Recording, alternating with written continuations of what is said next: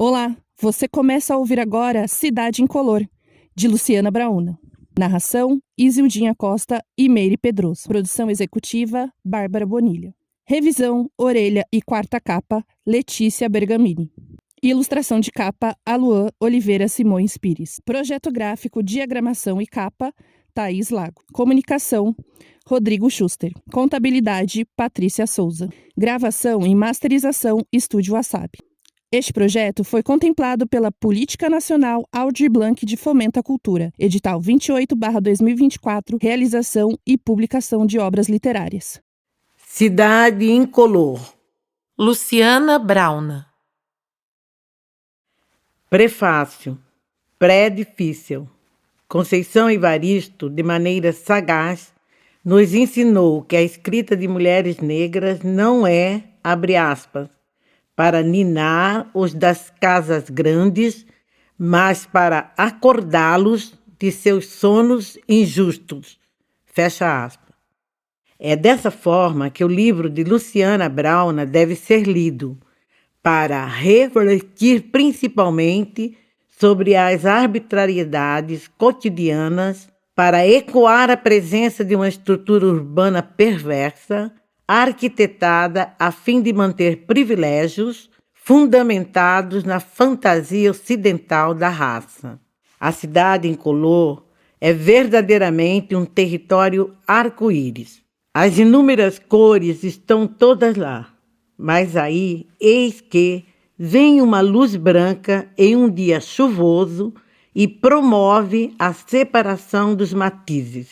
Todavia, diferentemente do fenômeno óptico, em que não há qualquer hierarquização da paleta, no fenômeno social, a cor passa a ser um problema.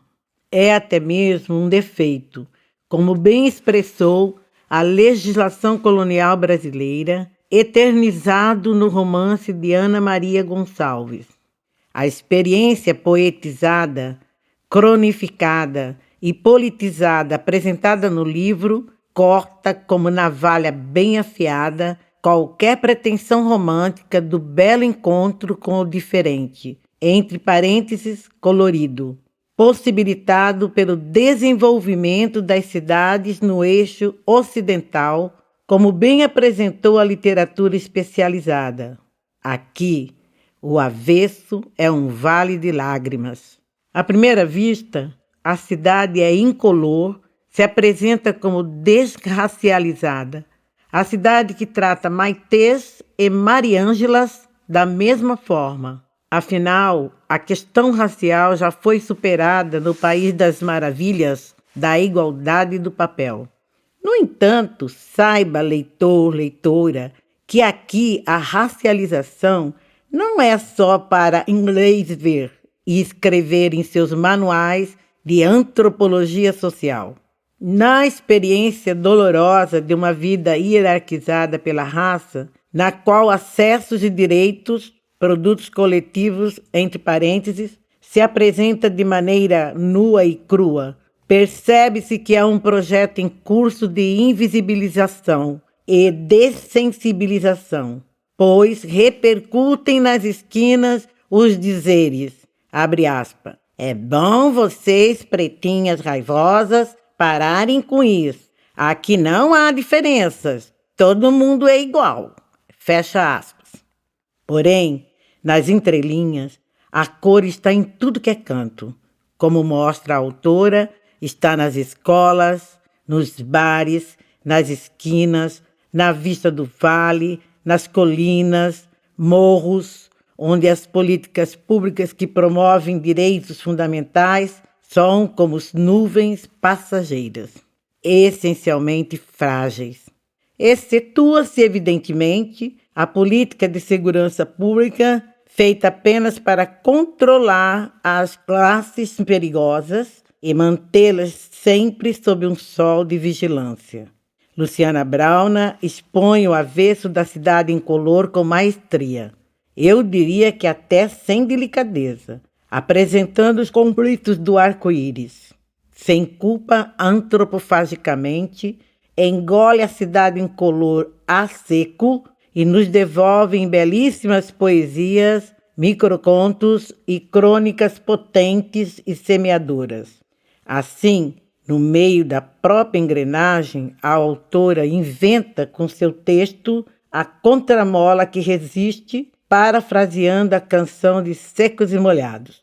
Lidiane Maciel, socióloga e escritora, julho de 2025. Prólogo. Abre aspas. Ler o mundo criticamente. Fecha aspas. Quem sabe ao certo o que isso significa? Todas as formas de vida, ao que se saiba, sobretudo a humana, possuem capacidade de ler a si no mundo a partir do que lhes faz sentido. O sentido das coisas é o formato do mundo, e a forma do mundo é o que dá sentido à experiência. A singularidade é contextual, e se o contexto é produto e síntese das artificialidades da vida social, a singularidade é um mito. Você faz sentido no meio em que vive, e o meio em que vive é o que faz sentido para você. E nessa ciranda dialética, procuramos incessantemente preencher os vazios deixados pelas ausências que sequer temos dimensão. Ocupar os vazios é preciso, os da cidade e o de nossas existências.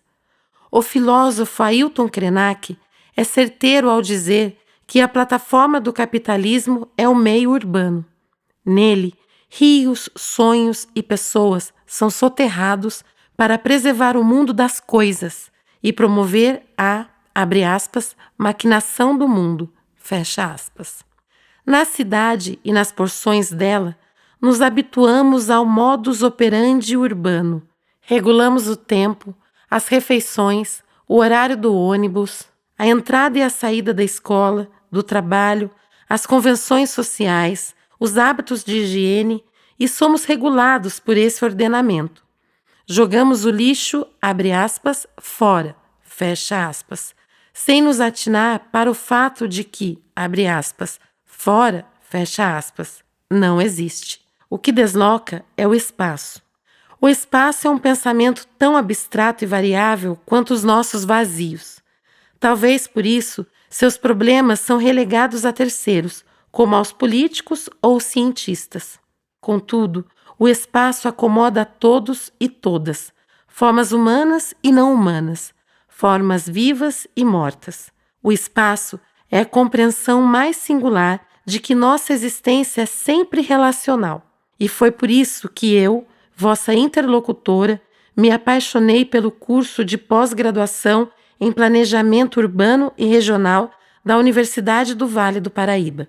Fui aprovada em primeiro lugar, depois de 11 anos de conclusão da graduação em Ciências Sociais e após dedicar-me à sala de aula nesse meio tempo. Me apaixonei pelo curso, não por ele se apresentar como uma forma racional e científica de como regular a vida no espaço de catacumba do meio urbano, mas sim por me ajudar a desvelar mais uma dimensão de meus próprios vazios. E quando a gente reconhece um vazio, é preciso ocupá-lo. O letramento racial é a construção do olhar sob a capacidade de perceber as estruturas étnico-raciais que informam as relações sociais de raça, gênero e classe. O conceito foi proposto pela socióloga norte-americana Frances Widence Twine, em 2003, e traduzido em 2009 pela filósofa Lia Weiner Schuckmann. Diante de tantos deslocamentos conceituais, a contradição que percebo são oscilações entre apropriação e distorção. O senso comum fagocita seu direito fundamental aos conhecimentos acadêmicos e regurgita uma imagem distorcida de si mesmo. Enquanto isso, nós, negros acadêmicos, gozamos deste lugar ao limbo, que conquistamos a duras penas como uma espécie de lugar de emanação da culpa, por termos saído do lodo geracional ao qual temos sido submetidos nesses 137 anos de pós-abolição. As políticas de ações afirmativas nos permitiram cravar um passo no território acadêmico. O quantitativo de pessoas pretas e pardas nos cursos de graduação aumentaram, Na pós-graduação, mais timidamente. Na docência universitária, mais incipiente. As pesquisas de escopo étnico-racial saltaram em todas as áreas do conhecimento. Alguns de nós acumularam bens de consumo que lhes permitiram a sensação de mudar a letra da sua classe. Outros pouquíssimos ousaram dizer estar, abre aspas, no topo, fecha aspas. Outros tantos de nós passaram a crer que a tecnologia ancestral de mitigar a miséria virou a empreender. Outros conseguiram este feito. Um exorbitante quantitativo buscou o crivo dos céus e abandonou os terreiros. Os terreiros embranqueceram e tiveram seus segredos expostos em redes. A geração, abre aspas, tombamento, fecha aspas, elevou seu crespo a fim de tombar preconceitos, mas relegou seu lugar de pertencimento ao crivo das marcas administradas pela brancura. Que desafio é olhar este tempo. Haveremos de mirar nossos espelhos com, abre aspas, doçura, fecha aspas, de mãe preta. E como diria Lélia Gonzalez, abre aspas, o lixo vai falar, e numa boa, fecha aspas. Parte 1. Memórias da cidade de Marfim. De que vale a vista? Se a vista do vale não me vê, se o mar de verdes morros afoga o grito do povo que não se lê, a cidade produz vazios que são preenchidos quando decidimos ocupá-los. Eu, cartográfica. Represento a minha existência e tudo o que nela implica. Representantes não me representam. Representatividade me contempla, mas não me cativa, pois seguimos cativos, outrora em ferros, agora em cifras, mas seguimos. De alma flopada, de trânsito em sorriso, reivindicando identidades como territórios, demarcando fronteiras de ódio sobre o abismo. Luta de classes não costura futuros, senão de um núcleo duro, senhores ocupantes da sala de jantar. Aqui da colina, vejo gente sofrida se atraiçoar, ideologia de matar no templo de rezar. Querem a vida do livro de ficção, esperam perdão sem perdoar. Aqui no meu culto chove todo dia. Silêncio. A mantiqueira vai desaguar. Com quantos pés se faz o povo? Principados são precipícios aos povos que não têm patrícios, pois padecerão sob o poder de quem põe o pau sobre o pão. Aqueles que pregam o povo na cruz e esperam perdão enquanto tudo podem. Para nós, só o pó e o pano de enxugar suor em promessa de sol. Pega o papel e aperta, que na espera vem o pagamento. Paga-se o pão, o pano, o pango, a pinga, o patuá e o apartamento, presídio, periferia ou epígrafe de abatimento. Esses canteiros. Flores nas esquinas, cantam os poetas, afloram as meninas, tangenciando moedas trocados na via. Em cada esquina um profeta, em cada margem se faz a avenida. Marquises curtas para que não haja sombra de dúvidas que a cidade fala aos detratores da via. Abre aspas. Aqui não se dorme, aqui não se cria, aqui não há espaço além do que é dado. Aqui não há vida que valha mais que o mercado. Fecha aspas. Cidade senzala. O verso desafia. O verbo afia a ação. O vértice da cidade grita. O centro em combustão. O verso é vórtice, engole quem tem fome, destacando a prisão. Meus versos têm nome, o corte do meu quinhão. Pudera eu ter a sorte do milhão, ver o avesso da cidade no telão. O verbo bota tudo em transição. Ai de mim ser apenas saudade. Ai de nós falar de amor sem maldade. Amo e sinto com afinco, mas o concreto desaba. Desata o couro da cidade senzala. O bom bandido é mito, o mal morre na TV da sala. O verbo dispara, o verso mata. Na manhã de meus olhos, vejo o que o coração insiste em negar. É tanto mar na imensidão de sombras colhendo verdes para madurar.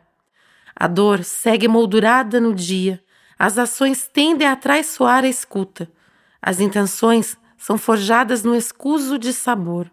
Uma menina cede à dissimulação, mente para sobreviver, diz que o bem é tudo e o bom é a forma de viver, enquanto cava covas rasas de quem ousar questionar sua forma de ser e estar.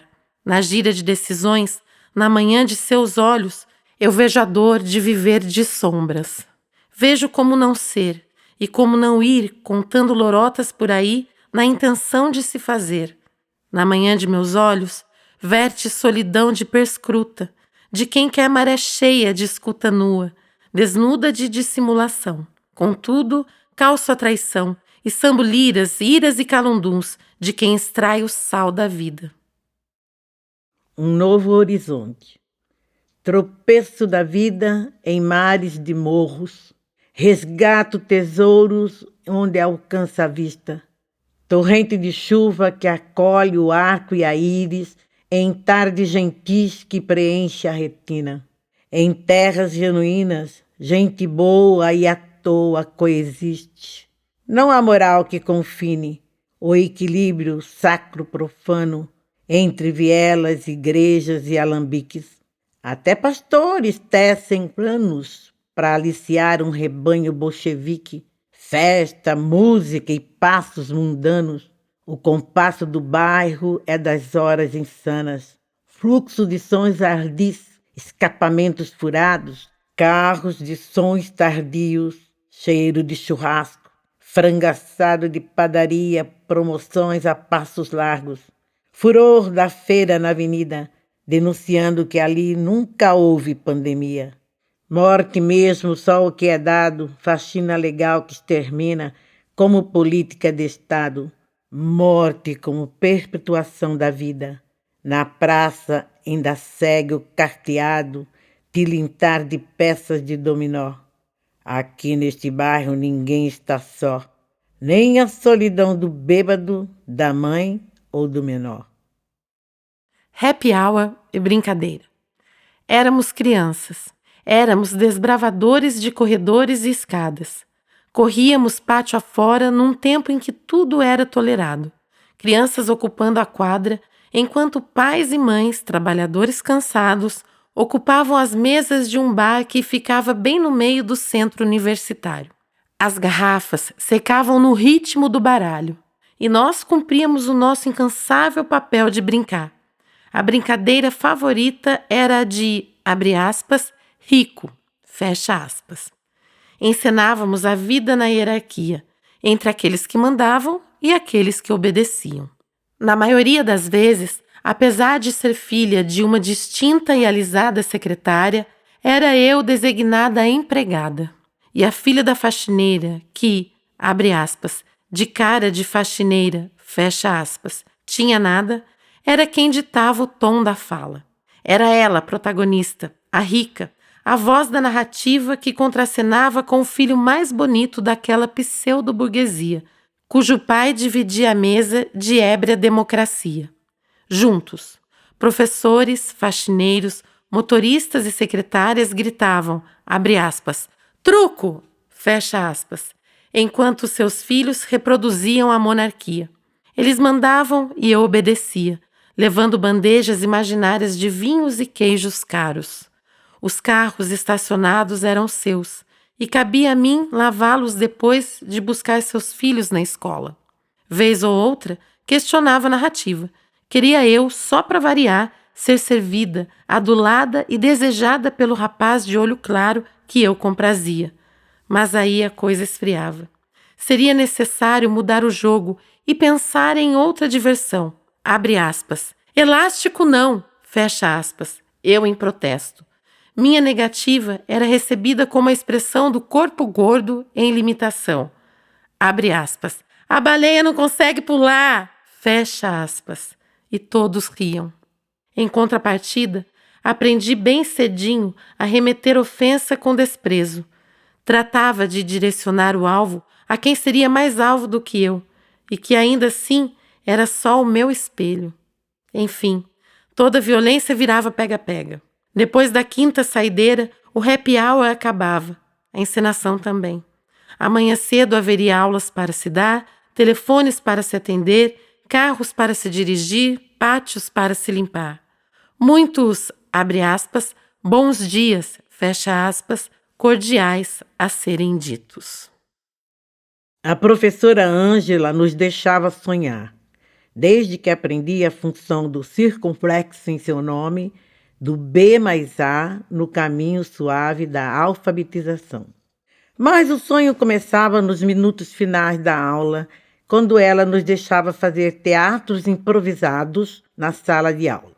Ela tinha em suas linhas uma serenidade dengosa e vil de senhora da casa grande e tratava diletos e preteridos com o cuidado de Estado republicano.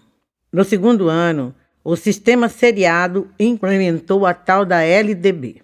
A escola gigante foi seccionada em 2 partes e classificou nossas vidas sob algum mérito objetivado. Fiquei na turma B. Entrou uma tal de professora Doroteia, que no hiato de seu magistério adoeceu. Sucedeu uma tal de Carla, cujo seco de seus bons dias precediam maratonas de lousas preenchidas à exaustão. Não havia espaço para sonhos, apenas para copiar palavras soltas que a mão branca preenchia no quadro negro. Em pouco tempo, concatenei que assim não seria possível sonhar. Fiz das aulas de professora Ângela a minha primeira causa. Ensaiei comitivas à diretoria para reivindicar sonhos, para requerer a volta da professora Ângela no 3º ano. E foi assim que deu início a revolta do fundamental, uma tal de greve de pontos que deu fim ao despotismo de Carla. Ela não escondia o dissabor em lecionar para público tão diverso e ao avesso de seus traços. Já a professora Ângela não via traços. Era indulgente com a maioria e diligente com aqueles que expressavam na tez o ideal de ego universal. Era voluntariosa aos filhos do centro e justa com os bastardos da periferia do centro. Em escola de centro, a paisagem importa. O CEP impõe tratamento, ou a ausência dele. As zonas intermediárias servem de dobradiça complexidade das relações, mas a professora Ângela nos deixava sonhar, ainda que a realidade impusesse a largura da passada. No 3º ano do 1º grau, a realidade impunha ao sonho lugares. No pacto narcísico, já sabíamos quem eram os exímios e os execráveis. Já havia distinção entre aqueles que ostentavam as marcas e aqueles que carregavam a marca do silêncio e da solidão. Eu vivia disfarçada, pintando máscara, forjando ascensão. Era possuída por coisas de gás de segunda mão, carregando a promessa da nova geração.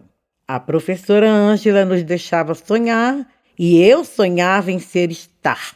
Ora performando a atriz, a repórter, a melhor aluna, a melhor amiga, o melhor degrau para que outrem pudesse brilhar, a melhor ofensa ao mais ofendido. No sonho, aprendi a ser objeto do segredo. A professora Ângela nos deixava sonhar, mas não ensinou a equalizar nossas desigualdades. Assentiu que alguns sonhos fossem nutridos e que outros morressem de fome pelo caminho. Mas ela está em bom lugar, como foto de capa de um grupo de aplicativo de mensagem, na qual memórias coletivas são feitas com saudades. Passabilidade. Palavra é machado. Corta toda sorte de lado, aparando as arestas que não sucumbiram ao tempo, trazendo convalescença na desavença, porque a cura leva tempo. Vez ou outra sinto que palavras me faltam. Palavras fogem de mim como eu fugia do cinto, quando fugíamos do açoite. Às vezes, as bordas da prosa falam mais do que o livro, e a gente segue por aí pegando detritos de meias-verdades. Preenchemos o vazio com o discurso de fazer as vacas dormirem só para ficarmos em paz. E é aí que a fome de certezas nos deixa na mesa contando as migalhas. Eu só queria que minhas histórias não servissem de engodo, papada de milho e água para nutrir gente magra das ideias. Eu tenho medo que me tomem por conveniência ou que me tomem como a louca beata que já sucumbiu ao lugar de fala por falar demais, por esperar demais, quando bem se sabe que essa espera secular é a armadilha de acorrentar capataz. Que saiam da reta essas ideias. Eu quero o destempero de quem já não aguenta mais. Nem lá, nem cá. Aqui nesta fronteira, onde passam as vivências quase de forma incolor, dores são treliças, e a impressão que fica é que tudo é com sabor de desdém. Ninguém sabe onde fica este limite, onde é possível ir além. Apenas um vai e vem, que não acolhe e lhe tira a pertença. Ninguém diz a dor da passagem. Ninguém mede a sorte de não caber. Quem se põe a entender esse tal colorismo a nos corromper de interditos? Nem lá que és claro, nem cá que és escuro. Nada além do auspicioso abranger, que fortalece ou mata. Insubmissão. Só o tempo constrói par e passo ao espaço. As mulheres de meu tempo ditam o ritmo de meu passo. Eu caminho. Não. Palavra que mata ou salva.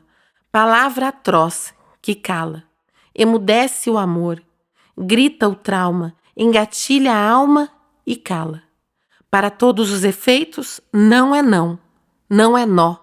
É corte sem perdão. Nada se faz do não, a não ser a nudez despindo-se do sonho outra vez. Não é casa sem fundação, desabando em meio à construção. E sem esteio só cabe o recomeço, sem previsão ou nada. Caô! Não me chame de guerreira. Nossa guerra em tua mesa de jantar, hei de lutar muitas guerras, clamando momentos de paz. Tenho a vitória certa porque a derrota não me apraz, mas o preço de cada vitória é a história que o mérito não satisfaz. A cada dor inglória, um nó na memória se desfaz. Não existe justiça na alegria do capataz. Me deixa aqui, a primazia da realeza não me faz arfar deste ar que me serve à mesa. Quero a certeza de dias melhores, de promessas, quero referências. Me trate com a deferência de quem me deve 10 encarnações de violências. Seu privilégio tiveste, e meu Deus não investe em contas gordas por barrigas vazias. Noite fria anuncia manhã terra. Cada corpo que jazia é a força na conta de quem lembra. Guerreio no lombo de meu cavalo para cobrar minha bênção. Não estou alienada, encontro-me em suspensão, em estado de dissociação requisitada pela desfaçatez da realidade. Tenho o direito de me proteger, de me acometer de saúde e segurança, por mim e por minhas crianças que não tardam em demandar cuidado. Portanto, não há pecado em padecer de rotina, de não gritar nas esquinas que o pão tá caro. Isso posso bradar de minha cozinha e exigir reparo nas escolhas que faço. Brado o punho ensejando mudanças de longo prazo e lanço amor em terra hostil. Revolução aqui nunca se viu. Serviu é doxa que não se viu. Viu é a solidão materna que trava a guerra à mão gentil. Abre aspas, novão, fecha aspas. Mudamos. Mais perto da alvorada, da moldura do mar de morros. Mais perto da chuva de dar esporro em cidade desavisada. Mais perto da quina, onde a lua alumia e a política pública falha, perto deste amontoado de casas que da vida colinas é salvaguarda, das mãos que dirigem, lavam e passam, nas ruas dos nomes de teus ofícios e desembocam no abismo da cidade dos que pouco falam, em cima do bar que preenche os vazios, engordando a conta do senhorio, à custa do genocídio de minha raça. Aqui nesta gaiola prateada de belo horizonte, farei estrada de meu próprio nome. Bendita, tenho um sentimento dúbio pelo cheiro de pepino fresco recém-cortado. Era o cheiro de seu quarto em dias pregressos. Lembro da preguiça de fazer verbo, quem dirá frase, no domingo de chuva entre almoço e café da tarde. Naquela xícara que ainda resiste mais que o corpo no armário, lembro de contar colheradas de açucrim. Era a saudade do açúcar, bem sei, sou assim. Lembro da maciez dos lençóis e da voz em boca que usa cantarolando samba-canção enquanto a louça tilintava sob a água. Lembro daquele frango cozido com batata amassada no duralex fundo. Lembro do calor do colo profundo enquanto pacientemente tirava a nós de meus cabelos. Eu lembro e quando vejo, sinto, ainda que nunca mais a veja, verte sorriso quando te escuto nos ouvidos. Rio quando a linha desalinha nos trilhos da costura e reproduzo o teu sibilo. Abre aspas. Linhas longas é trabalho de vadios. Fecha aspas. Faz tempo que não visitas meus sonhos, mas no peito pulsam as lembranças. No teu colo ainda sou criança. Nos braços carrego nossa herança, que resiste na árvore preta que não enverga. É raiz, tronco e copa de braúna. Banzo. Não é estranho que tristeza renda bons poemas e alegrias fiquem no silêncio dos sonhos? Não é triste que versos enfadonhos sejam felizes versos e geniais decretos vertam de dolo?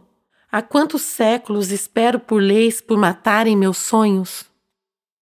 Odociaba. Vis à vista, a vida vem. Um vai e vem de maré, carrega a oferta, traz a sentença, flutua no ar e logo despenca. Faz a sua dança violenta de nausear marinheiro novo. Te faz naufragar e encontrar tesouros. E já leva, deixa um pouco de glória e depois nada. Tudo naufraga em memória e depois nada. Deságua em pranto, saudade, medo, vazio. Chora no rio que o colo é sereno. A mãe que não chora tem filho pequeno. Arrimo, eu, a política apocalíptica, a cometida da política até os dentes. Demitida, sentida, concedida, abre aspas. Olha lá a vitimista, fecha aspas. Estado de desespero. Não ter para dar, não ter onde chegar, não ter para quitar, nem de onde emprestar, não ter para somar. Só ver subtrair, não ter para existir, dormir, para aplacar a cabeça cheia e a barriga vazia. Cancelada. Quem sou eu na tua história? Qual memória mais remota definiu a minha história? Eu quero o direito à dúvida, pois mudo a cada súplica de amor e provação. Para cada erro, há um perdão perdido no adeus. Se me guardam tantos agravos, por que eu deveria esquecê-los? A absolvição é o platô de Deus, é a abolição na morte. Nem o ateu duvida da sorte. Abre parênteses. Nem eu. Fecha parênteses. Gatilho. Deitada sobre sonhos, vislumbro o silêncio, temo a passagem do tempo, algoz de tudo que é sólido, orgânico e tórrido. Fecho os olhos e vejo por dentro lembrança que nem o tempo desata. A pele destaca as hemácias e me põe a sangrar em lamentos.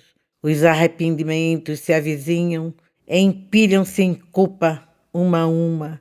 Na haste da espinha, abre aspas, já foi, fecha aspas. Mas, quando lembro, ainda é. Tenho um par de problemas na cabeça. Eles se cruzaram e destes nasceram vários probleminhas. De olhos grandes e pernas roliças.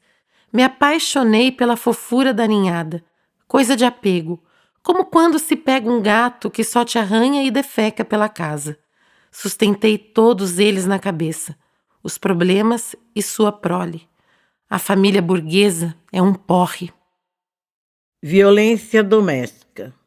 No escuro do beco, uma briga danada. No escuro do peito, uma boca cerrada. Nos gritos, o baixo calão, a criança embotada em lágrimas pede compaixão. Pela mão que não para espalmada, terror noturno na quebrada, mais uma briga que silencia na madrugada. E das outras casas, silêncio curioso, assentiu com gosto, desgosto alheio, mais uma mãe violentada sem esteio. Eu conheço esse olhar, essa fala descompassada, de palavras comedidas. Eu conheço essa culpa impingida. Eu já fui essa mulher agredida. Essa dor ainda é minha. Me toma de assalto em noites sombrias. Ainda te vejo beijando o asfalto para fugir de outra briga. Pule do carro, mas não ouse perder a vida. Essa vida merece ser vivida. Denuncia. Eu não aprendi a ser amada. Solidão é uma escolha. Solitude é dádiva. A ausência é urgência que morre na praia. Mata a estima de si, te faz refém da fala do outro enquanto te cala. Os fixos e os fluxos. 10 de março é fogo. Sempre lembraremos as almas dos aflitos. Fluxos do fixo prédio em ruínas, bem próximo à esquina em que a fluidez é contínua. De passante em passante, reduz a memória a cinzas, dos velhinhos fixos sentados, a viver a vida mais um dia, a ler a cidade em trânsito, no interdito de seus próprios dias. Lembro de seu Malaquias, seu José, Dona Josefina, tantos dias na surdina da calçada. E naquele dia bento de março, chama que o pai não via, queima até as cinzas, o fixo vira fluido valor, prédio sombrio que chama. Nossa Senhora, que aflição, queimar os aflitos, queimar a solidão. Recuperar o centro. Insustentável devir entre ir e vir, nos extremos. Um tempo em silêncio que abriga a estafa. Em dias quentes, arfa. Em dias chuvosos, molha a barra da calça.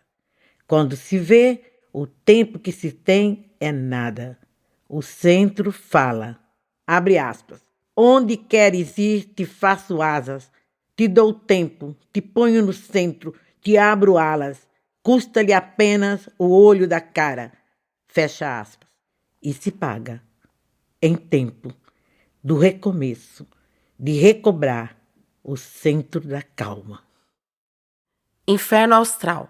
Vem de lá, entre parreiras e canaviais, via de aversão colonial, mosto de sangue ancestral e garapa de lágrima. Vem de lá, o avesso do verso, o progresso da ordem na egressa noite, o regresso, canta açoite, choque, pau a pino.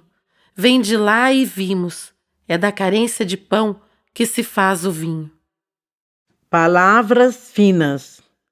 Quando me convidas com palavras finas e o gesto inflado, quando me chamas, querida, entre aspas, antecipo o passo, quando me ofertas o tal do espaço, entre aspas, bem sei o lugar de fato, que fala manso, que ecoa a crítica banto, sem lhe cobrar os reparos. Não te importas que me engatilhes banzos, na tarefa de lhe aplacar. Queres palavra fina que te adoce a saliva e lhe faça ninar. Quando me convidas com palavras finas, a depender das cifras, posso até aceitar. Tenho barrigas a encher, boletos a pagar, mas não espere o proceder de não ademoestar. Tenho palavras finas que escorrem de minhas feridas no intento de lhe cortar. Dias de chuva. Deveriam ser feriados. Dias de lavar a alma em tempestade, de colos, carícias e chocolates. Deveriam ser dias de silêncio e retidão necessária, que o capital não paga, mas também não desconta. Dias de chuva deveriam ser dias de reflexões para decisões ensolaradas. Parte 2. Desterritorialidades. Amor e anáguas. Ditinha apoiou a cabeça na soleira da porta. Pensou, lamuriosa, que havia mais 4 cômodos para encerar os tacos de madeira de lei. Sabia que se o fizesse com afinco, poderia até ganhar um doce e o direito de desfalecer no quartinho sem precisar ninar o menino de sua benfeitora.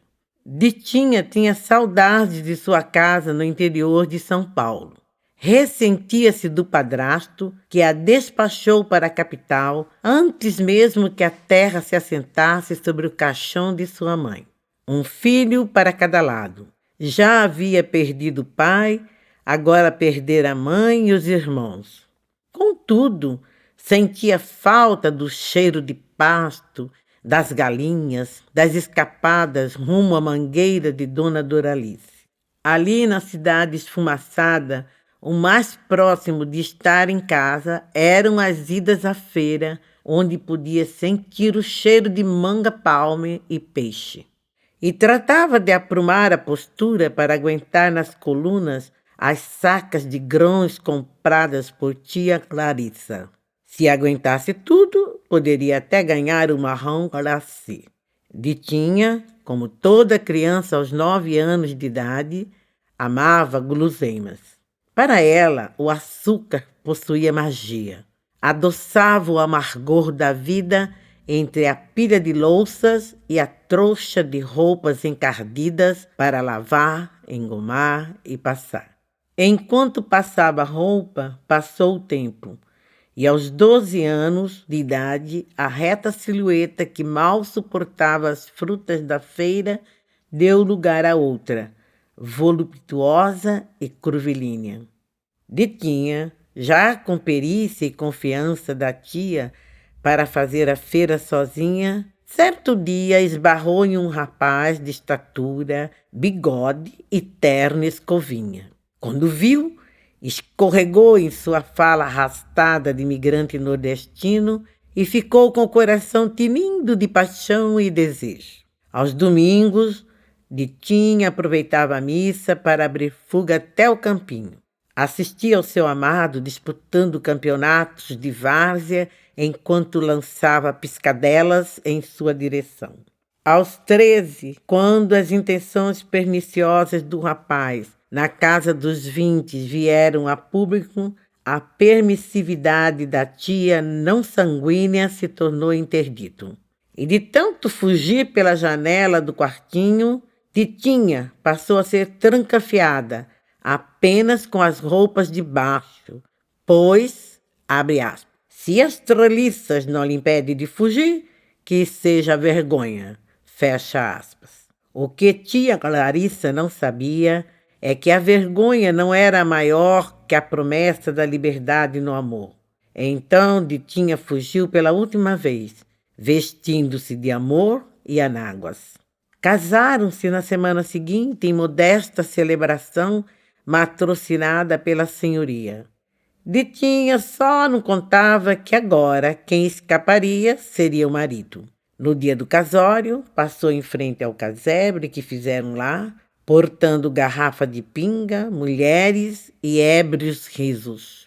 Passou todos os anos que seguiram lustrando o próprio piso, ninando os próprios filhos, comendo doces escondidos pela casa. A liberdade não veio. Com o amor veio o seu abismo. O pote. Era um pote redondo. Não se sabia a procedência. Talvez da casa da avó ou da mãe. Quem sabe? Chegou com alguma sobra de domingo. Foi lavado e depois passou um tempo na mesa, com a promessa da devolução certeira. Depois foi instalado no armário, junto a outros tantos de origens distintas, até que caiu em uso. Certo dia, um resto de feijão foi depositado nele. Foi parar no congelador e por lá ficou mais de 3 meses, até que o nobre casal concordasse que estava na hora de descongelar para que o conteúdo orgânico fosse ao seu destino, o lixo. O pote foi deixado sobre a mureta do quintal. Vieram dias de chuva, sol e tormenta.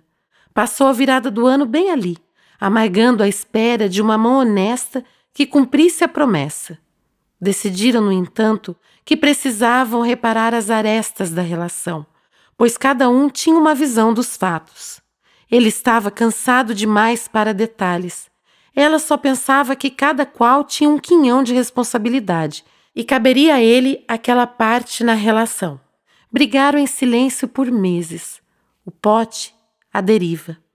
Até que num domingo entrevado foi decretado o fim do silêncio.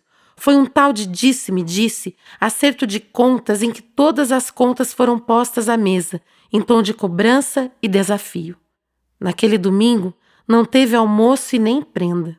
Só o pote quebrado com o conteúdo putrefato espalhado pelo chão. Malas feitas na calçada, fim da relação.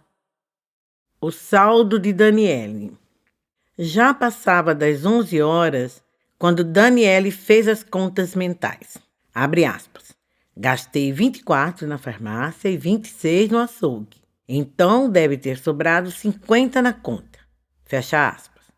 Suspirou, olhou para o bebê recém-dormido, pendendo em seus braços, e resolveu consultar o saldo do banco como quem espera um erro ou um milagre. Não deu. Era só isso que havia restado em sua conta para os próximos 15 dias até o pagamento. Na geladeira, o vazio ecoava em seu peito. Era medo.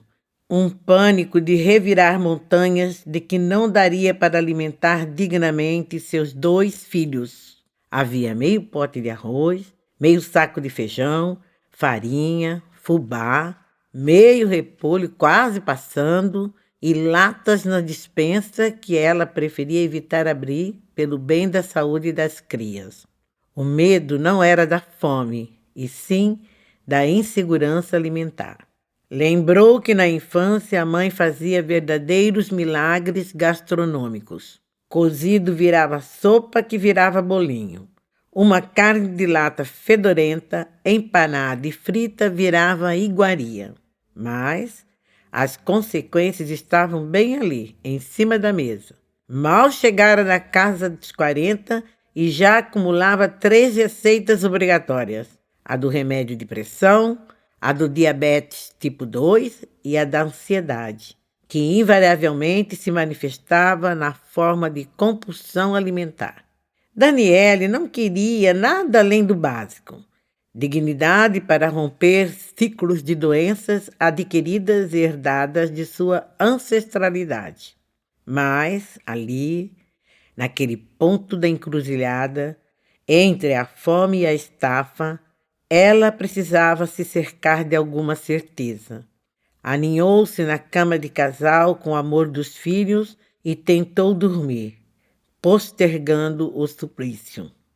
No dia seguinte, foi acordada pelo celular com mais uma ligação de banco. Aproveitou os minutos sozinha e sentou no chão do banheiro. Chorou até secar. Lembrou do dia em que o ex-marido virou a mesa e foi embora, pois o amor já não estava sendo servido a seu contento. Deixou meia dúzia de contas em atraso e R$ 490 de pensão, que já tinham sido gastos na composição do aluguel.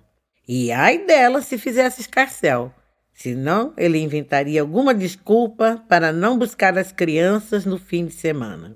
Em sua cabeça taciturna de quem não dormia havia muitos anos, passou aquele pensamento obscuro e recorrente. E se eu não tivesse tido o segundo, quiçá o primeiro? Fecha aspas. Afastou-o com a certeza metódica. Abre aspas. Eles não têm culpa. Ele tem tempo e eu tenho a responsabilidade. Fecha aspas. Rosa do povo. Não era a rosa da cor, mas era a flor que tinha a cor do povo. Daquele povo que se trata fora da estufa e cresce em água turva. Era a rosa do povo, aquela que costura toda a luta enquanto respira, e da cor de seus sonhos atravessou a trilha. Era um dia de dezembro, daqueles dias em que o ar da cidade seca e a água das franjas começam a faltar. Ela subiu o degrau da entrada da casa com a dificuldade de seu corpo lento. Acomodou-se na cadeira de plástico e requereu uma xícara de café. Era formidável a maneira como tudo em seus lábios recebia entonação de reivindicações. Ela arfou e deu a primeira palavra. Solidárias palavras de memória que atravessaram a solidão da vida em retalhos. Desde a chegada na cidade incolor com os filhos nos braços, até a vez que lutou pelo direito ao cuidado. Articulou uma rede de mães para requerer o direito à creche para exercer o direito ao trabalho. Admira-nos o método. Ubuntu para além do falado. Na prática, costurou uma rede comunitária de serviços com os comerciantes do bairro. Abre aspas. Crianças precisam comer, brincar, estudar, viver. Fecha aspas. Antes de conhecer as palavras bonitas que dão sentido à vida na cidade de Marfim, ela já fazia da espinha o sustento na cidade incolor. Tornou-se tantas coisas, mas com orgulho narrou o cargo de ouvidora numa empresa estatal, a primeira de seu povo e de seu gênero. Abre aspas. Talvez porque tinha cara do povo que precisava ser ouvido. Fecha aspas. E até nisso havia dúvida de si em seu feito. É assim mesmo. A gente, quando sai do lodo, até se pergunta se é isso mesmo. É tanta luta que tira o ar, que a gente desacredita quando dá para respirar. Naquela tarde, as memórias a fizeram acessar sua travessia de quando foi matricular a cria na cidade de Marfim. Uma luta econômica com a instituição para que recebesse um cheque pré-datado e consumasse o fato. Ali caberiam os pardos da periferia. A cidade incolor seria ungida de saberes da cidade de Marfim, ou aquela fila viraria campo de guerra. Pensando bem, não deveria ser tão difícil assim. Não é aceitável ou bonito que direitos constituídos sejam garantidos na base do punhal na goela. Deve ser por isso que dizem que viver nessa terra é equivalente a ser egresso de guerra. E por falar em guerra, quantas guerras ela travou? Daquelas que se fazem em gabinetes e nas ruas. Esquivava o fogo de todos os lados, mas em suas palavras pendiam as dores de quem sentiu muito mais o fogo amigo. Uma traição que tinha partido, seu coração e pactos políticos. Mas como todas nós, quando tem a água interrompida, escorreu por outras avenidas. Fez do sonho a Méfrica sua instituição. Clamou por nossas vidas sem violência machista. Lutou pela moradia e pelo ganha-pão. Terminou fazendo o apelo de que houvesse o reconhecimento de que as lutas não começaram semana passada, com as novas bandeiras ao vento, e deu a última lição. Abre aspas. O que é meu posso dividir, mas não podem me tirar. Fecha aspas. Então ela desceu o degrau serena, sem saber que seria o último adeus. Despetalou-se no vento e deixou a memória do, abre parênteses, fecha parênteses, presente. 3 Marianas. Mariana nasceu e cresceu na Zona Sul, naquelas casinhas em que o pinheiral das margens da Dutra tentavam esconder. Cresceu sem muitos recursos, com uma tia que prestou-lhe os afetos maternos, ainda que o casebre mal comportasse 2 camas, uma geladeira azul, o sofá de 2 lugares e a televisão de tubo. Foi na escola primária que Mariana ouviu pela primeira vez que tinha abre aspas, cara de baiana, fecha aspas, e internalizou os dizeres como ofensa. Ela não entendia porque tais palavras ressoavam em seu peito dessa forma. De fato, toda a sua família migrou do estado da Bahia e, embora tivesse nascido no hospital da Vila Industrial, tinha emigrado de um município próximo à Vitória da Conquista no ventre de sua mãe. Contudo, a cara de baiana parecia não caber na paisagem metropolitana da cidade incolor. Quando questionou sua tia o porquê de sua cara parecer de baiana, já que o sotaque não lhe denunciava a terra originária, sua tia mencionou o tamanho de sua testa, a grossura de seu nariz e lábios. Viu que não havia o que fazer senão continuar a parecer o que não era. Somente mais tarde, quando a maternidade e o abandono bateram-lhe a porta, atinou que a cara de baiana tinha cara e voz de mulher preta, de pele pálida de fato. Mas a parte que doía tinha nome, o nome da ausência de pertença de sua ancestralidade. A cara de baiana era a cara da gente que carrega no traço o preto, ainda que nos tons de pardos quase brancos, a marca de antepassados que tiveram a vida e a voz ceifadas. Contudo, a cidade não tem cor. Quando se quer negar as origens, materializam-se outras formas de exclusão. Que seja xenofobia, então. Mariana chegou fugida. Achou que na cidade incolor poderia ser vista sem precisar se esconder do ex-marido agressor, do qual separou-se em litígio. Para fugir de mais escoriações na pele, cometeu o impensável. Deixou os filhos para trás. Levou na mala um par de culpas, saudade, alívio e 3 peças de roupa. Veio pelo Rio, do Cuiabá ao Paraíba, e levou mais de 30 anos para se encontrar. No meio do caminho, começou a fazer escola de teatro. Ela tinha um talento nato para performar. Já havia feito cinema, teatro de rua, mas, verdade seja dita, talento que floresce longe das capitais do Sudeste tende a sufocar na sobrevivência. De fato, ela não almejava o estrelato. Suas ideias não podiam ser contidas nas marcações do palco. E foi em uma de suas aulas que o suposto professor sugeriu que ela suprimisse seu sotaque nordestino entre aspas, mal atentando ao fato de que aquela flor florescera no centro-oeste. Mas é de costume que o sudeste só enxergue o sul-sudeste. Tudo que sobe é nordeste. É caba da peste, entre aspas. É qualquer tipo, entre aspas, que se celebra nos exotismos e se renega nos bens de serviço que constroem casas, servem mesas e pavimenta estradas. Ela nunca mais voltou às aulas. Tinha ciência de que sua fala arrastada, que nasceu dos pântanos, jamais voltaria a ser soterrada. Abre aspas. Meu sotaque é minha identidade. Fecha aspas. Mariana mal chegara no terminal Frederico Zanan e sentiu o ar de golfo a inundar a boca. Sentia frio, fome, estafa que mal podia quantificar. E 3 crianças em idades sequenciais expressavam os mesmos sentimentos. Ela, marido e filhos concluíram a travessia rumo à nova jornada. Uma vida carregada de promessas em São Paulo, ou quase. A proposta de trabalho era uma cidade entre São Paulo e Rio de Janeiro, às margens da rodovia Presidente Dutra, limpa e arejada a olho nu. Era uma macrocefalia, cidade e província com ares de metrópole, a capital do vale, entre aspas.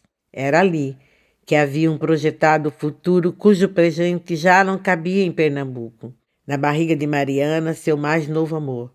E como amavam aqueles 2. Mariana e o marido haviam se casado jovens, tinham desejo e parceria na mesma página e multiplicaram. Quando chegaram, tudo estava preparado.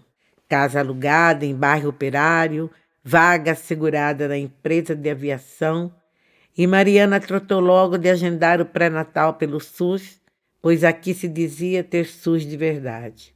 Logo na primeira aula do curso de gestante no Hospital da Mulher, questionaram sua condição social. Abre aspas. Com tantos filhos, com certeza não tem televisão. Fecha aspas. E essa foi só a primeira humilhação. Certo dia, recebeu visita da assistente social, que perguntou se o jovem casal não teria interesse em aderir ao programa de retorno à sua terra, com passagens subsidiadas pela própria prefeitura. Não era só uma proposta, era a certeza de que se tratava de persona não grata pelo Estado. A culminância da cidadania mutilada veio na hora do parto. Mariana foi impedida da companhia do seu esposo antes, durante e após o ato. Eles não faziam ideia de que desde 2005 é lei que as gestantes possam ser acompanhadas no processo de parto. Mas, parafraseando Milton Santos, abre aspas, no Brasil, há aqueles que não são cidadãos e os que sequer sabem que não são cidadãos. Fecha aspas. 3 Marianas nunca foram cidadãs na coloridade da cidade. Maitê e Mariângela. Mariângela conferiu mais uma vez os itens da bolsa. Devia conter os de primeira sobrevivência na selva noturna a qual adentraria. Bolsa de maquiagem, preservativos, cartões de crédito e a CNH por vencer. Naquela noite, sairia na intenção de exercer o direito à liberdade. Estava farta dos desmandos do coração. Este, agora em frangalhos de tantos ires e vires de um playboy da Zona Oeste. Pensou que dali sairiam concretas as aspirações da realeza, adentrar de braço dado com papai na igreja. Mas ela afastou tais sonhos infantis com aquela premissa que a amiga Maitê sempre proferia. Abre aspas. O casamento é uma instituição falida, criada a gosto do poder paternalista. Fecha aspas. E era mesmo, aos olhos de Mariângela. Lembrou a infância e os sorrisos ternos que no Natal obliteravam 364 dias de brigas entre seus pais. Ano a ano, a gritaria cedeu ao silêncio condescendente, ansiolíticos e taças de vinho ao longo dos dias. Lembrou que a mãe perdera o vício desse jeitinho. Abre aspas. Jamais farei tal coisa comigo. Fecha aspas. Falou em alto e bom som em sua cabeça na mesma hora em que batia a porta do carro de aplicativo, recebendo o sorriso afetivo daquele rosto conhecido que já esperava no banco de trás. Abre aspas. Maitê maluca. Fecha aspas. Aquele sorriso branco em pele escura que nunca anoitecia. Era sempre acolhimento e palavras bonitas para aplacar as dores estruturais. Partiram atrás dos paraísos artificiais que os bares da Vila Emo ofereciam. Muitos rostos à imagem e semelhança de Mariângela, não tantos ao de Maitê. Maitê se esforçava no querer de ser endêmica, notada. Fazia muitas referências bibliográficas na fala. Portava-se como prata da casa, fazendo longas reverências aos conhecidos, aos proprietários do bar e aos estabelecidos para disfarçar sua condição outsider. Maitê tinha história, Maitê tinha irreverência, dores e muitas pendências, mas sabia costurar fortaleza na couraça. Estava sempre tão bem que ninguém perguntava, nem mesmo a amiga Mariângela, nem ela mesma, ao se olhar no espelho. Sentou-se à mesa portando 2 copos e uma garrafa de cerveja e já partiu para sua função sistêmica, escuta absoluta de uma torrente de problemas, muitos dos quais sequer reconhecia em suas vivências. Mas Maitê disparava soluções à amiga, que a sentia com a expressão fortalecida de quem ouvira o próprio reflexo. Decidiram que aquelas premissas não poderiam pautar a noite, e daí que o protagonista das dores de Mariângela estava naquele momento desbravando a mesa de sinuca ao lado, lançando olhares que atingiam Mariângela a cada passo dado. Ela dava de ombros e forçava o riso, Projetava o tronco para cima de um outro rapazinho, até então desconhecido, que acabara de sentar à mesa. E nessa hora, a amiga Maitê ficou invisível. Cansada de fazer figuração, partiu rumo à sua própria aspiração, distribuindo pedaços de si em cada mesa em troca de atenção e um copo a mais de cerveja. Lembrou que não podia gastar mais que 30, para não comprometer o leite da filha e a comida da semana na despensa. Foi ao banheiro retocar a maquiagem e o brilho da vida pelas narinas. Conferiu se a documentação em dia estava acessível na bolsinha, caso precisasse ir embora sozinha. Não seria a primeira vez e nem a segunda que a amicíssima alterava os planos e ela terminava à mercê da vida. Lembrou-se da mãe que dizia, abre aspas, ande sempre com o dinheiro da volta separado, fecha aspas. Infelizmente, àquela altura, o montante já tinha se tornado pó e outro maço de cigarro. Resolveu encostar no balcão junto ao assalariado, que se rendeu mais às suas curvas do que ao seu vocabulário. Mariângela partiu para outro conto de fadas. Maitê para ser outra transa fácil. Larissa Abicum. Larissa passara do estágio da dor excruciante para o calor das lembranças. Tentava entender qual sequência dos fatos levavam àquela pantomima e fugiram de sua percepção. Os porquês ressoavam em cânone, pari passou aos gritos e ultimatos dos últimos 7 anos. No primeiro ato, lembrou das mentiras praticadas por intenção ou por omissão. Tentou mensurar o que seria pior, as coisas que escondeu na sua relação ou as coisas que ele falou e que não se provaram verdadeiras com o tempo. Não tinha resposta.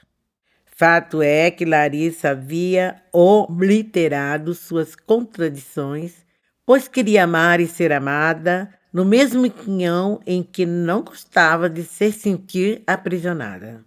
Ela tinha aprendido em casa com a mãe, que a havia criado sozinha com tanto esmero, que, abre aspas, macho é machista, fecha aspas, e que a liberdade tem o peso da solidão. Mas não era isso que queria. Larissa queria o equilíbrio entre ser de si e do amor. Larissa queria o mundo. Disseram que era possível, mas ela nunca viu. Entrou e saiu de relações que a violaram de distintas formas. E dessa vez não era diferente. Mas lá no começo, há 7 anos dali, o mundo era o sorriso daquele refratário espírito livre, supostamente compatível e avançado, que também havia sofrido, mas que almejava ser amado em toda sua complexidade. Ele dizia que era filho de médica com advogado, que era formado em muitos ofícios e que era libertário. Mas, ao avançar dos meses, todo o ato de liberdade de Larissa era recebido com ira desproporcional. Eis o início do segundo ato. Larissa tentou identificar, nas incontáveis brigas, qualquer indício de que ele chegaria às vias de fato. Lembrou que relevou os socos na parede, a investida contra seu pescoço. Afinal, suas ações eram combustível a tamanha explosão. Na contranarrativa da briga, ela de longe era vítima.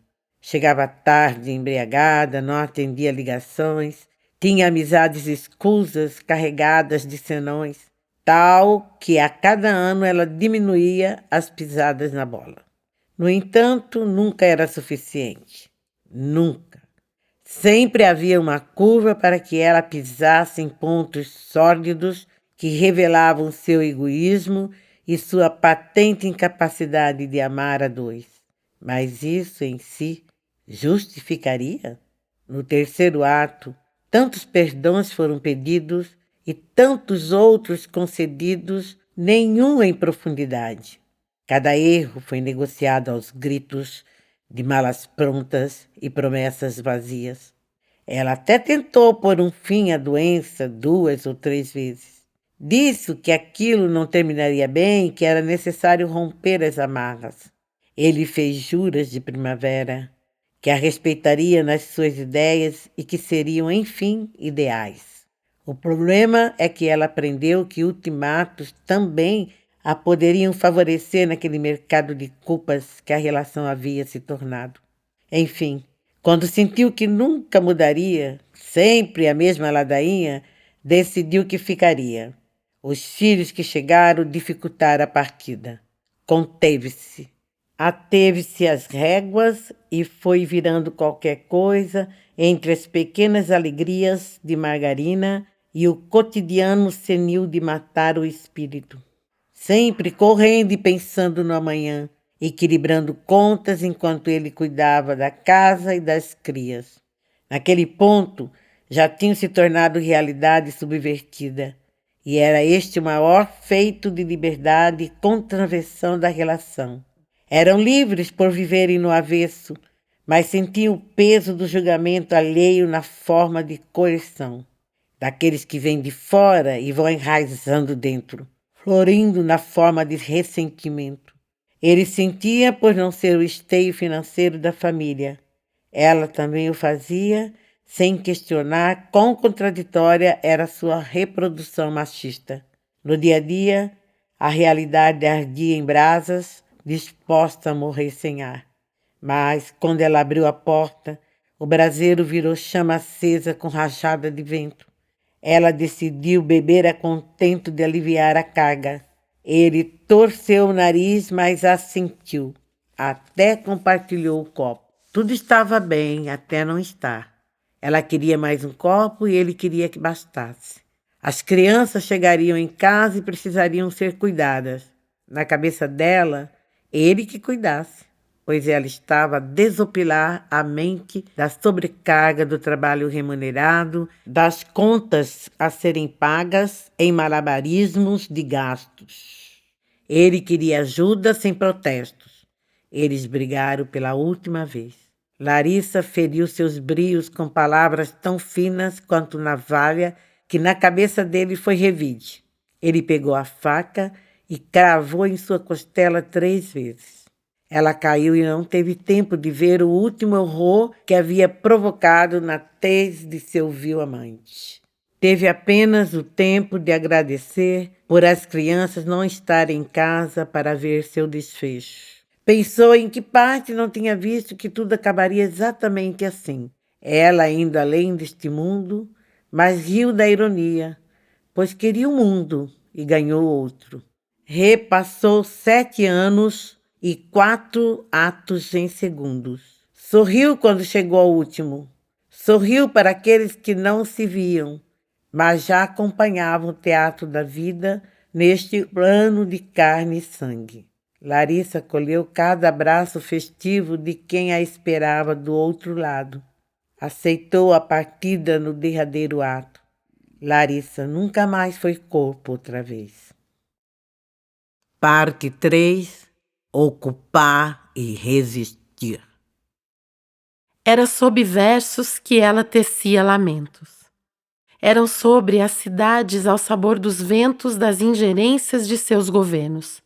Era ela quem ardia em brasas mata dentro e sangrava em línguas desconhecidas. Palavras tortuosas eram proferidas por quem conseguia versar na língua de quem demarcou a trilha. Um equívoco arbitrário de quem tecia verdades sobre mentiras. Era ela, que ainda menina foi ceifada em libras esterlinas, uma pátria de patrícias e milícias, construída sobre as ruínas de um povo de Deus. Era ela, dependente de famílias cultuadas em museus. Era eu parte da trilha, em silêncio batendo as vigas deste sonho de Prometeu. Éramos sangue e sal desta terra que não nos acolheu. Era o fim de uma era. Era a morte anunciada no breu das casamatas de alvejar escravizados. Por eles a mãe chorou e verteu-se em vida para alimentar aqueles que a alimentou. Mas foram os senhores que floresceram em fortunas. Aqui jaz o sonho das matas e a independência é a notícia falsa que causa morte fecunda. Por sorte, aprendemos a andar sobre brasas. Aprendemos a derrubar casamatas e senhores em versos de resistência ancestral. Nossa parada cívica é Parintins e Carnaval. Salve Jurema e Felipa! É como vislumbrar a vista do vale. Vale a pena esta subida. Do cume alcança a vista de um fim de dia, de uma semana dolorida, daquelas agudas de tirar o sumo de fruta madura. Na pia jazem latas vazias, bebidas com sabor de vitória. Inebriam, tonteiam, mas não embaça a vista. A delícia compensa esta vida. Palavras são crianças. No domingo saem para passear, a pulular e escorregar em sentimentos, a girar na cabeça, enquanto moldam areias de sonhos, pedindo sabores de certezas aos picolés de dias sagonhos. Palavras são crianças malcriadas, obedecem mediante saraivadas de liberdade infantil. Quando respeitadas, retribuem de forma gentil o desenho do poema na cabeça de quem as pariu. Consentimento. Vítima é estado de si. Vitimista é insígnia de abusador. O abuso é o uso codependente. Independentemente, morre quem menos mata, mas sempre vivido a dois. Abuso é esboço da ausência, é o escopo da falta. Cala quem consente. Eu não consinto. A esperança é um verbo. A esperança é uma luta cotidiana. Míngua quando não é alimentada, quando o dia cede ao silêncio da rotina, das horas, da despensa, quando tudo se perde na crença de que a miséria basta. Os sonhos sucumbem à inação, a barba perde a cor, a pele perde o viço, e o que sobra é o resquício de muitas lembranças sem sabor. Quando as dobras do sino silenciarem, levanta-te da mesa e luta. Se as meninas ainda choram e os pés ainda se unem por debaixo dos lençóis, ainda que hajam nós a desatar, luta. Descobrirás que o sonho é saudade e o peso da realidade é o que late de teu ouro a esfacelar a escuridão. A flor da pele. Entre aspas, galga-se. Entre aspas, busca-te o topo. Disseram sem escopo. Dizem que do alto palavras podem ecoar, mas quando sobes, querem escutar? Querem dissecar seu lugar e ter seus espaços tensionados na passada dos que querem chegar? Das escutas afetivas, entornas o caldo da doçura naquele canavial. Não deixarei a lida aquele cafezal, tomarei no glote o meu punhal, pois palavras finas cortam sobrenomes de gente fina. Expõe toda a sorte de gente, sobretudo condescendência de gente insolvente. Galga-se o topo para projetar o peito e toma-lhe saraivadas de desprezo ou desbunde. Dos que carregam o peso da culpa silenciosa, levanta do assento e sente lá fora, pois dentro não cala a palavra perniciosa. Aceita o seu desprezo, seu preço, sua intenção de recomeços e aprendizados. Mas não venha medir meus passos com seus feitos patrícios em papel bordado. Fadas existem e te tomam de assalto. Voe do precipício que te mostra o tamanho do abismo. Sob teu salto, saberás que tua filantropia acaricia teus sobressaltos e essa culpa tem nome, o nome de meus antepassados, que a república de seus doutores não conseguiu aplacar as dores com soluções finais. Trocar culpas por responsabilidades. Partilhar das dores da cidade e, sem salvar-se, sanar as fomes que não cessam, com sopa e pão seco. Conhecer o avesso sem mistificar. Propor outros meios sem domesticar. Ser mais que adereço a adornar a paisagem. Ser mais luminosa que a mancha da cidade. Ser o público que suplanta a ordem privada. A descarga de almas nas praças do centro, fluindo ao relento, ao alento de suas casas. Hei de ser mais sagrada que as moças da Afonso Pena e que os jovens da Praça da Matriz hei de ser força motriz de uma engrenagem que gira a contrapelo. Será que sabem? Será que sabem há quanto tempo planejam nossa liberdade? Há quanto tempo libertaram a expressão? Será que sabem o custo da maldade e o preço da extradição? Será que sabem há quanto tempo se prega a liberdade na cruz de joelhos no chão? Será que os pares serão capazes de fazer as pazes, ainda que sejam em contradição? Será que sabem que a liberdade é para o preço da carne e o confino é do corpo em estado de suspensão? Será que sabem que a trend do dia é anestesia e incapacitação? Será que sabem que a culpa é pódio, que o mérito é negócio e o que se conserva é a paz da dominação? Será que sabem que o tempo de ócio é o negócio que desata as mãos? Será que sabemos que caminhamos ao fim? Será que sabemos que não sairemos da linha abissal? Transporte público-privado. Esse metal pesado, máquina de fluir gente, move em estacato, desacatando a mente que padece de tempo, falta de vento e linhas coerentes, desenhando cidades pagas à custa de indigentes, cada passagem um passo, atrás do bonde e à frente da morte iminente. Axé Muntu, os melhores momentos chegam de assalto, como chuva molhando o asfalto em tarde de ardelamentos. Os maiores momentos chegam em gotas de alegria, como brisa no fim do dia, de tarefas cumpridas a contento, sacolas carregadas de comida para alimentar as crias.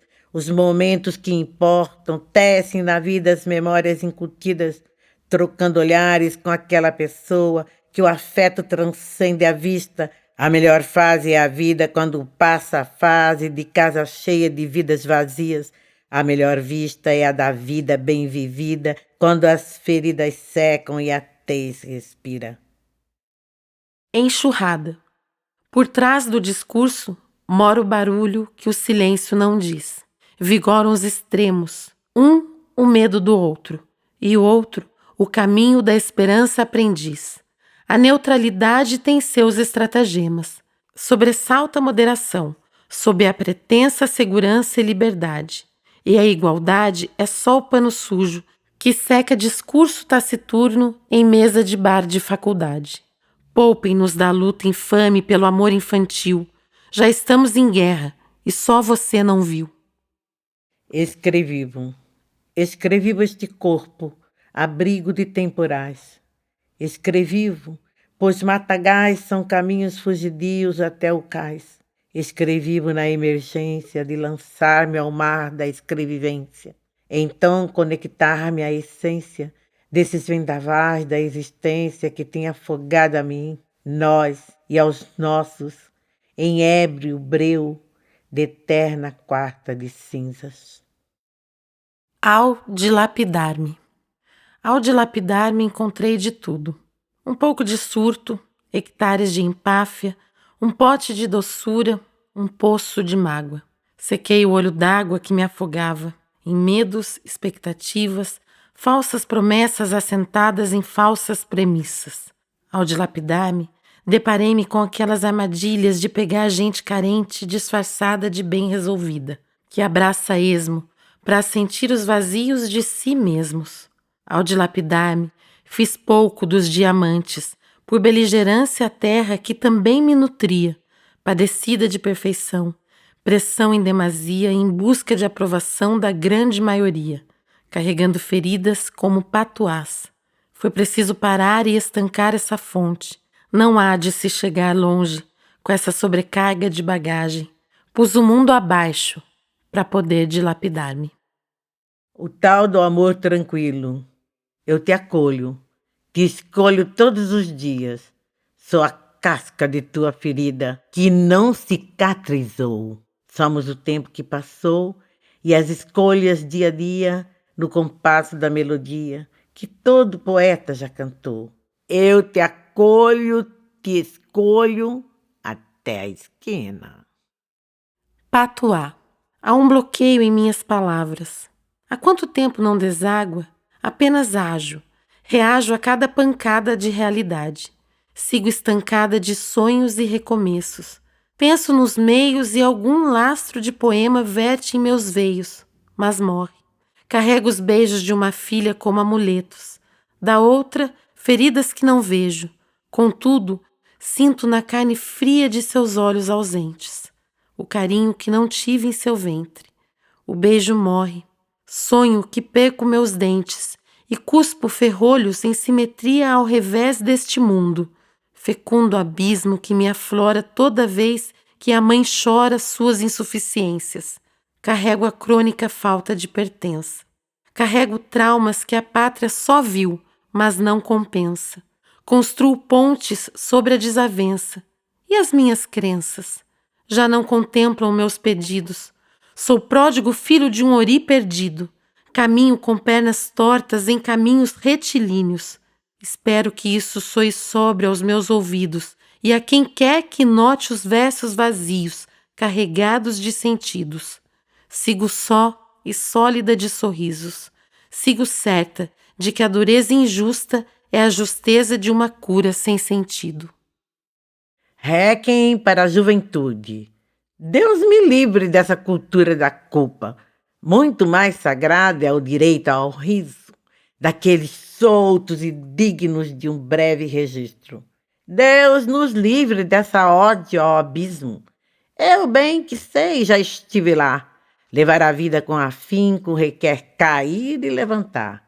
Deus nos guarde nessa justa, pois viver em luta é de enlouquecer. Eu quero é o que não custa, pois ter o que machuca não vale a pena ter. Pelas ventas. Aguenta, até que não se aguenta. Arrebenta, revira, gira, mais um dia vivido em estacato. Para e passo, tristeza e cansaço. Um sorriso estampado, prévia de estampido. Ato final. De todas as feras, esta diferia no intento de desferir golpes não fatais. Era meio onça, meio lince. Por vezes parecia um gato de imponente estatura. Entrava por toda a fresta da casa e atentava contra meus braços um leve empurrão com a cabeça. Não atacou como besta fera, mas se fazia presente, rondando e rangendo os dentes, produzindo rugido estridente. Toda vez que eu esquivava, conduzia sua corrida para fora. Fechava as portas e as janelas e, de repente, lá estava ela, no corredor, a fitar-me como quem anuncia o iminente ataque. E assim, sucessivamente, até que todos os cômodos estivessem lacrados e eu exausta de tanto lutar aquela luta sem vítimas. Daí as paredes começaram a roer sob o céu turquesa. Nenhuma viga sustentou o ímpeto da besta felina. O amarelo de seus olhos tentou me encarar pela última vez.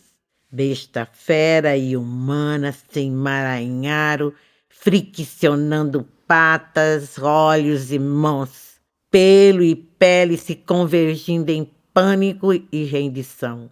As dores se aplacaram e, alisando a besta fera, fez-se a mansidão. Levantou-se o corpo humano, fera mansa. Lutei comigo pela última vez. E quem sou eu nessa cidade?